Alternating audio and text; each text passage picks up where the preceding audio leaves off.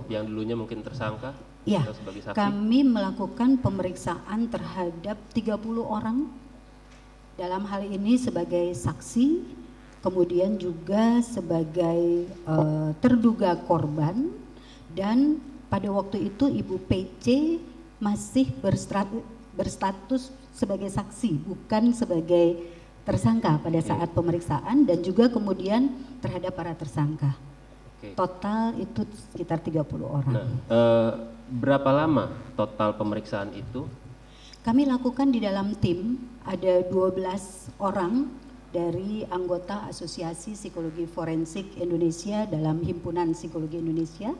12 orang itu bekerja, kami berbagi tugas, masing-masing kemudian melakukan pemeriksaan mulai dari tanggal 16 Agustus hingga awal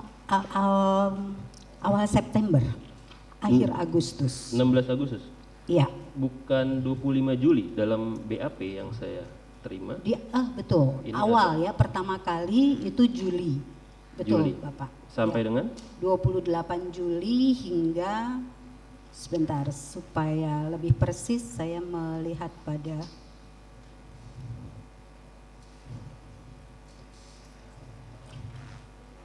sampai 24 Agustus, Bapak. Sampai 24 Agustus, oke. Ya. Fokus pemeriksaan itu apa yang memang maksud dan tujuan dari pemeriksaan itu sendiri? Ya, fokus adalah pada profil psikologis masing-masing pihak yang kemudian dikaitkan dengan perilaku yang terkait dengan perkara ini. Oke. Metode pemeriksaan sendiri yang Ibu gunakan apa, Bu? Metode pemeriksaan kami menggunakan multi metode, jadi bukan hanya satu metode. Yang pertama kami menggunakan rangkaian baterai tes. Jadi baterai tes itu berbagai alat tes psikologi untuk mengukur kepribadian. Kita tidak hanya menggunakan satu alat tes saja. Begitu juga untuk kecerdasan dan juga kondisi emosi psikososial dari para tersangka dan yang sekarang menjadi terdakwa. Untuk korban sendiri dalam artian kasus ini kan pembunuhan atau pembunuhan berencana. Korban dalam hari ini Joshua. Bagaimana cara menilainya? Untuk korban Joshua, kami menggunakan metode yang lazim digunakan di dalam psikologi, itu metode retrospektif. Jadi kami mencari data dari orang-orang signifikan, termasuk keluarga di Jambi, teman-teman dekatnya, teman-teman kerjanya semasa di Jambi, teman sekolahnya, dan juga teman-teman kerjanya di Jakarta. Oke, kalau tadi untuk yang para tersangka, Ibu kan menggunakan data-data secara langsung ya? Langsung, betul. Mungkin kalau penelitiannya bisa dikatakan data primer. Primer. Kalau misalkan untuk korban, data sekunder berarti kan? Betul. Nah, tingkat ke validitas atau probabilitasnya itu bagaimana? Sama nggak? Tergantung pada keragaman keterangan, kelengkapan keterangan yang kami dapatkan.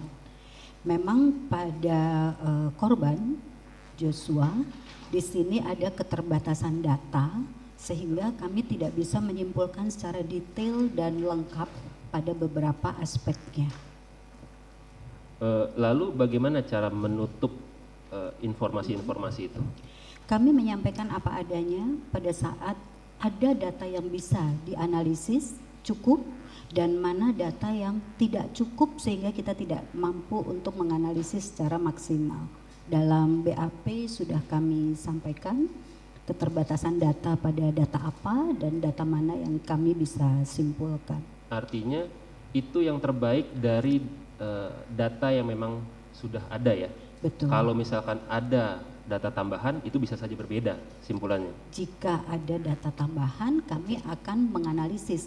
Di sini kami menyatakan bahwa ada keterbatasan data sehingga tidak bisa dianalisis secara maksimal, tetapi ada beberapa data yang memang banyak keterkaitan di dalam sirkumstansial peristiwa ini, timeline dari peristiwa ini, dan itu cukup, ada yang bisa kami masukkan sebagai analisis.